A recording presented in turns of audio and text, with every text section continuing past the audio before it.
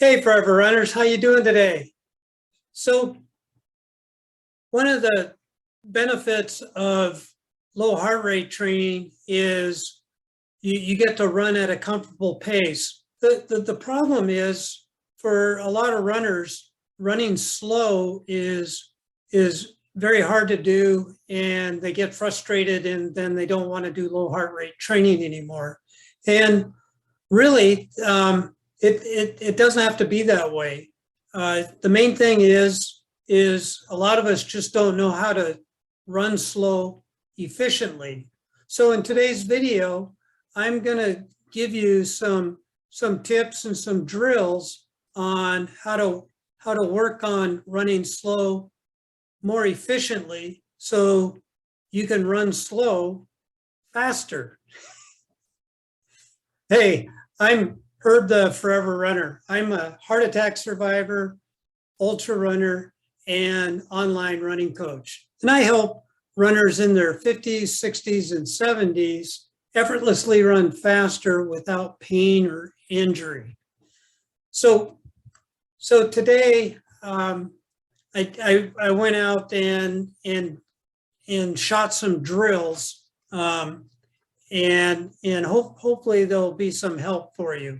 So one of the main things about running in general and for running slow is that you need to have your feet underneath you so that you're not reaching out with every stride, which is basically putting on the brakes and leaving your foot on the ground for a long time. So what you want to do is kind of pretend like you're running on hot coals, and instead of thinking about reaching that foot out, that you're pulling that foot off the ground because the ground's hot. You just want to pull. And that's what you should be thinking about. And there's a couple good methods, the pose method, which I'll talk about a little bit here. And then there's the chi running, or, they're kind of both the same. You need to be upright, bend your knees a little bit.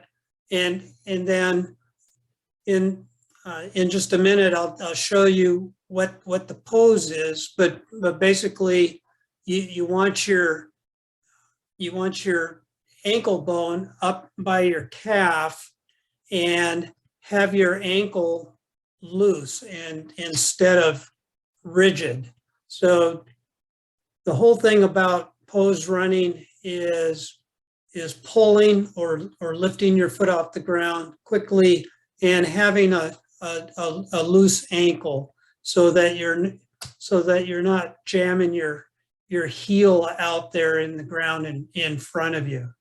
So here, let me just roll this short set of drills and see. You can give these a try and see if they'll help you out. So the whole idea behind the pose method is to have an upright stance, slightly bent knees, and then you want your foot to come up about level with your calf. Now you don't want your toe pointed straight. You want your ankle loose and your toe going down. Now here's a little way to kind of get started, just lifting up each heel. You can do this 10 to 20 times just to get used to it.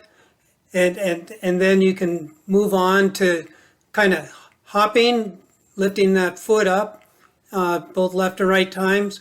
And you can do this stationary for about 10 steps, and then go ahead and do it moving forward. It's just kind of a little modified skip. And you can actually do a skip, and that will kind of get you into the flow and understand how it goes. Another way is to stand away from a wall or a rock here with about a foot to go, and then one leg at a time, do about 10 times of just lifting the leg up for each leg.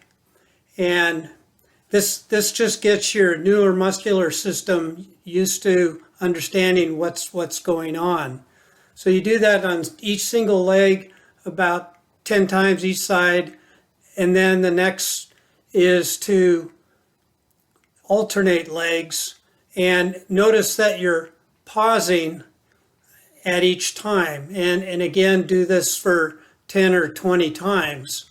And then the third way to do this is to go ahead and speed it up a little bit. And this is just kind of mimicking leaning forward at the ankles and landing under your feet. Kind of a little chopped up. I'm not real good at filming drills, but I think you'll get the idea. Is if you start off practicing some of these, it'll get your neuromuscular system to kind of understand what you're trying to do.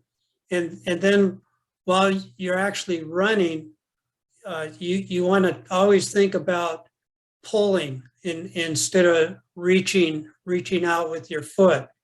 And if you just start your run with a little skip, that's just a great way to get started with this, and instead of just reaching out with your first step and going on like that.